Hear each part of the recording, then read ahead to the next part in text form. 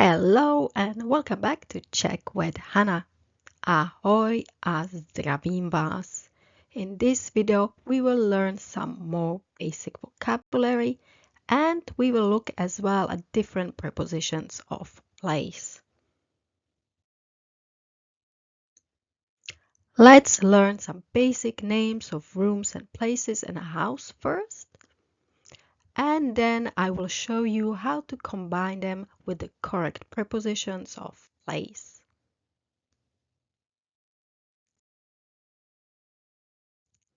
Ten pokoj. Ten pokoj. Room.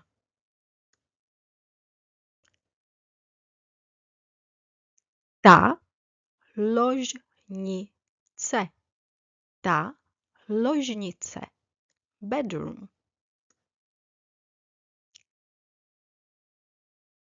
Ta kuchyň. Ta kuchyň. Kitchen. Here as well, sometimes you will hear the version kuchyně. Ta kuchyně. It means kitchen as well.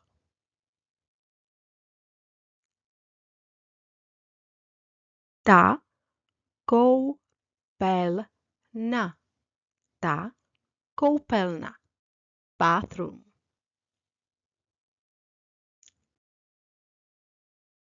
Ta jídelna. Ta jídelna. Dining room.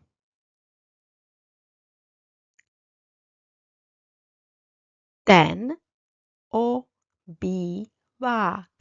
Ten obývák. Living room. Ta chodba. Ta chodba. Hall.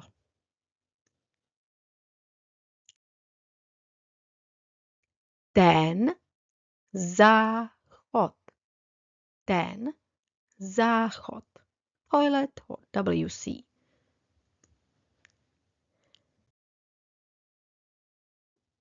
Ten balkón.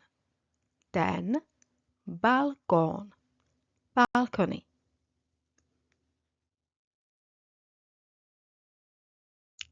Ta garáž. Ta garáž. Carriage.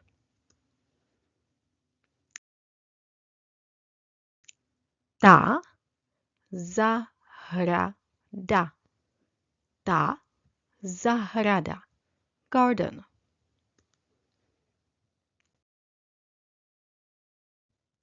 Ta terasa. Ta terasa. Terrace.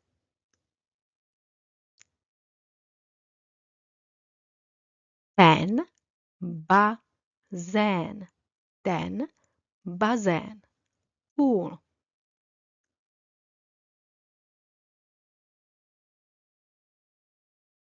There are three main prepositions used with places in Czech.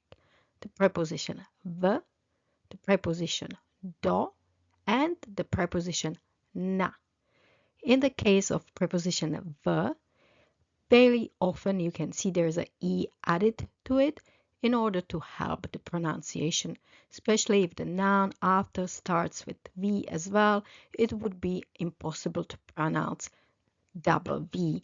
So very often we add the letter e and the preposition is pronounced ve.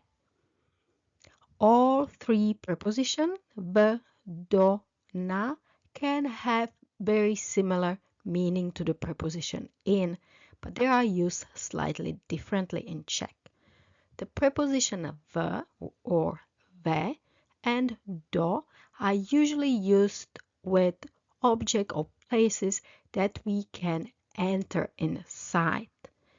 For example, like here you can see a box, a room, or let's say a church or a bank. You can go inside. It has walls or something that limits the place.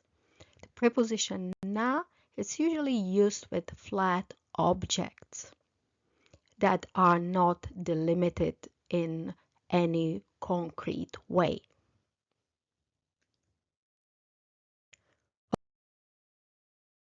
Let's look at example here.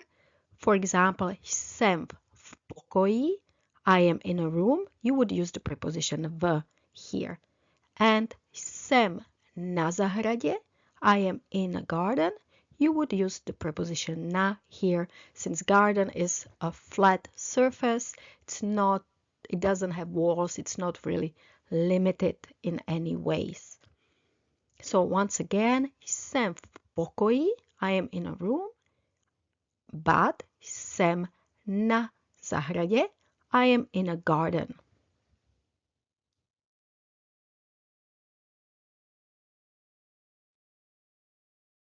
As you have probably noticed on the previous slides, the endings of the nouns change after the prepositions. So the nouns that follow the prepositions have to be declined in the appropriate case. When we talk about where something currently is, we're talking about a location of something, we use the sixth case called locative in Czech. In this video, I will not be going over all the details of declination in the sixth case. We will just simply focus on the nouns in this lesson.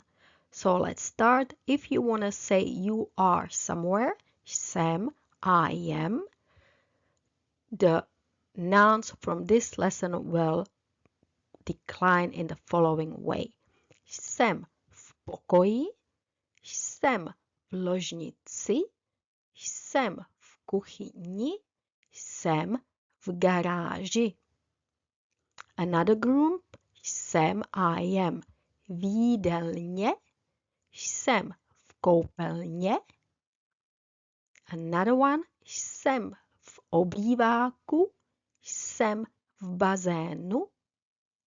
And the last one with preposition na, jsem na zahradě, jsem na terase, jsem na balkóně. I suggest that you just re-listen to all those nouns and their declination and just try to simply memorize them. On the previous slide, we were simply looking at the location of stuff. However, in Czech, we decline nouns differently, whether we talk about location or destination. So if you would like to say that you're going somewhere, movement to a specific place, you will need to use the preposition do or na and second case, the genitive case. So in Czech language, there is a difference between a location of an object and a destination. So saying I am in a room, it's jsem v pokoji, but, and careful here, I am going in a room or I'm going into a room. It's a destination. You would say jdu do pokoje.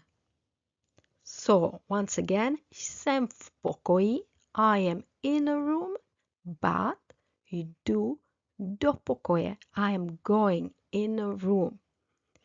So this thing is a little bit complicated in Czech. You always have to be aware whether you're talking about location where something currently is, or you are expressing a movement to a destination. Because not only the preposition will change very often, but the noun will decline in a different case.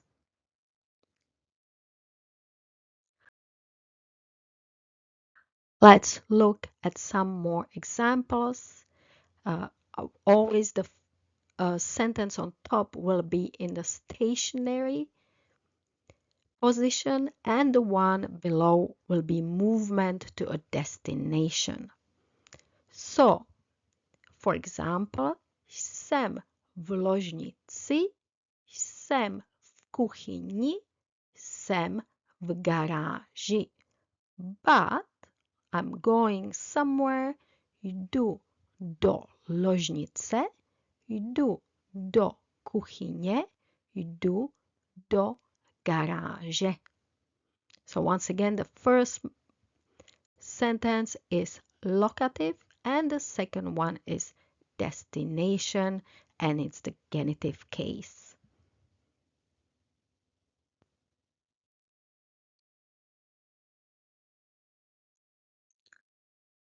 Let's look at another one. I'm trying to group the nouns that decline in a similar way together to make it easier for you. So once again, location, jsem v jídelně, jsem v koupelně, and destination, jdu do jídelny, jdu do koupelny.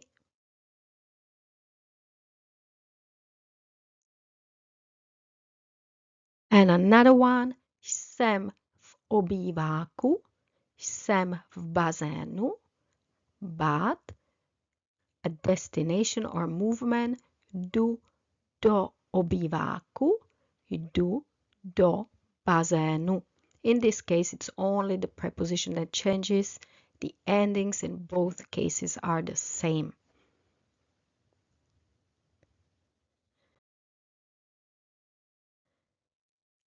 And the last one, the preposition na in location and movement stays the same, but the endings are different here. For example, jsem na zahradě, jsem na terase, jsem na balkóně. But movement, jdu na zahradu, jdu na terasu, jdu na balkón.